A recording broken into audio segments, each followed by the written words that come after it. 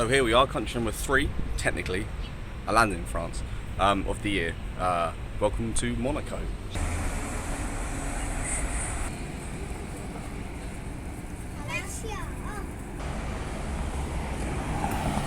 I'm going to be doing a track walk, which is what I'm currently doing. Just gone past the first corner, going up the hill. But look at the top of the dome. Sorry, on top of there is France. So it just shows how small this place is. One of the smallest countries in the world. But let's do this track walk. So obviously some of you lot are a little bit stupid sometimes.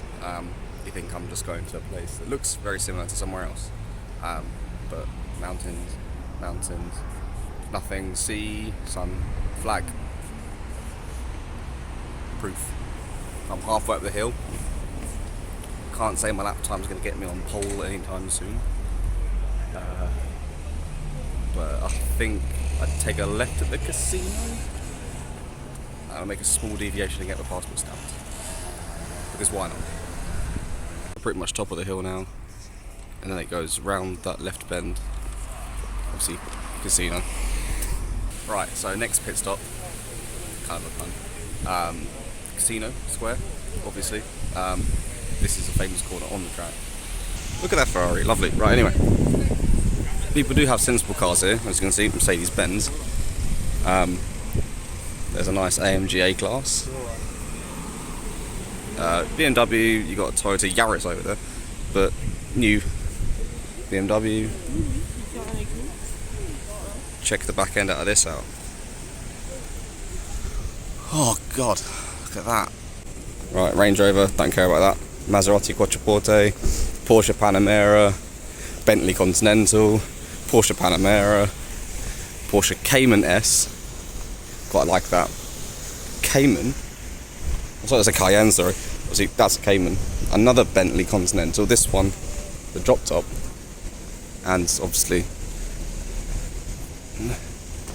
just a couple of Mercedes-Benz. Nobody really cares about these. And obviously, everyone loves a smart car. Pretty much the square here. So they'd fly around this corner. And they'd head, I imagine, down there. I think, yeah, outside the Louis Vuitton shop. Yeah, that's right. I take a right here. Police station there. Yeah, so I'm going to quickly go to the tourist information office because I still haven't been there. But seriously though, you just walk around here long enough and you get throbbing of V8s, V10s, twin turbos. Oh, it's a great place to be, honestly. If you're into your cars, into Formula 1, and you're a bit poor, maybe walking around here isn't the best idea, but you'd end up spending your money and wasting it. But anyway, yes, Range Rover, look at that one. Oh, look at that bus. Oh. Right, stop fucking about, yeah. Nice little surprise, I guess. In the middle of this principality where, you know, space at a premium. They've got their own artificial river running through. Lovely trees, lovely sky, lovely day, lovely place. And all I can hear is car engines revving. Seriously. I'll make it clear, I'm not fanboying. I'm just really liking this place. Like, really. Tourist information. There we go. That was relatively easy. One passport stamp. Let's continue the walk of this track and do the longest lap in the world. Well, Formula E circuit probably is a little bit longer, but finish walking around this garden with everyone having their lunch. And yeah, let's go.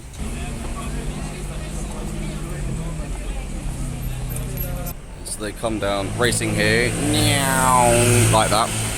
They normally miss a bit in the road on the left hand side. Turns out this is where that shop normally is. They miss the bumps.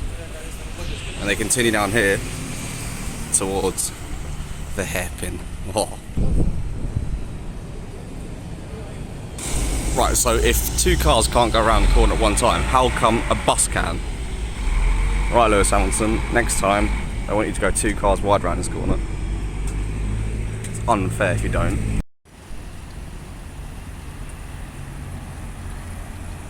Taking a hairpin like a pro. Right, I'm just waiting for a car to come along now.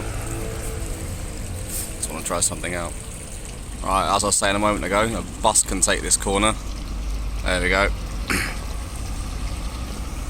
So let's see how well a bus handles around Formula 1 track.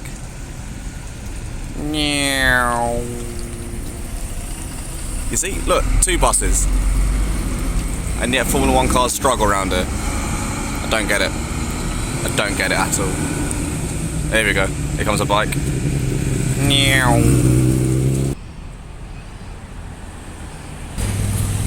Right, so this effectively is the corner where Jenson Button's Formula 1 career really ended when he crashed into, I think it was Pascal Wehrlein. At this corner, he decided to go up the inside here and then ended up on the side of his car over there. Now, that used to be, well, it used to be the sea, but they're doing a lot of land reclamation now. Because Monaco want to get bigger. I'm crossing a road. Policeman staring at me. Right, so, yes. I'm at the furthest extremity of the track, and I'm walking underneath Fairmont Casino through the tunnel here. Now this is where I'm going to make a lot of those new, but anyway, I'm in this tunnel. What's its name? I'm in the tunnel, just walking through. I didn't actually think I could do this, in fairness, so it is quite nice to do. It's very breezy. You can see all the land reclamation they're doing over there. People on scooters all the way around here. But yeah, this is pretty cool to know that in a few months' time, all you hear is meow. That's the last one. So yeah, it was a tunnel Louis II. I just didn't want to make a wrong comment. It's not what people like these days. So obviously as you come out of the tunnel, you come down here, bit of a crest, a lot of people end up nailing it into the barrier on the right hand side. Again, rumple strips. I'm loving this. And here is the harbour. Very nice day, could not see a cloud at all. That's a plane, can't see a cloud at all. Well, I would love to say I can do the whole track entirely, but building work, so I'm actually stuck walking the other side. I'm gonna try and make the most of it. I'm still doing my lap times. Oh, here we go, there's a crossing. But yeah, Arte Celeste though. Right, again, let's go. So I mean, I'd imagine all of this goes when the track comes. Oh, can't say I've seen it before. But look at the size of these yachts. This one's called My Way. Very interesting. I think that's a Ruber or something like that. They're all registered in very interesting places. Tax saving places, pretty much. Yep.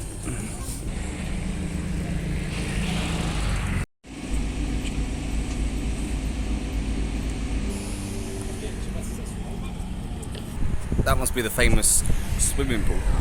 So, that means I am nearly at the end, and I'm now at the swimming pool complex. A couple of chicanes before a really tight right-hander at the back, where Michael Schumacher famously parked his car so nobody else would be able to beat him.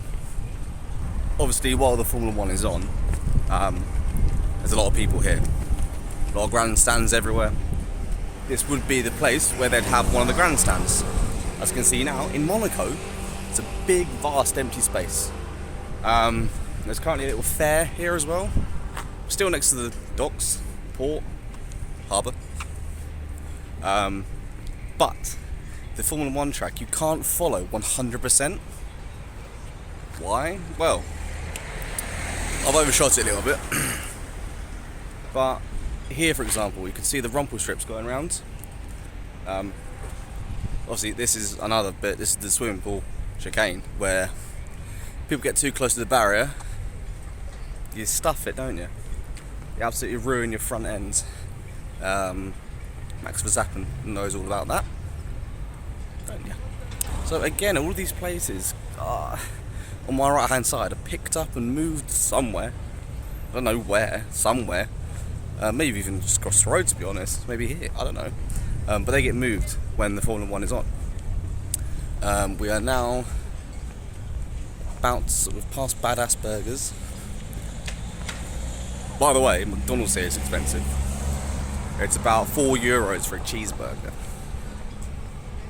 Alright, we're not in France, but I guess it's Monaco. You expect it.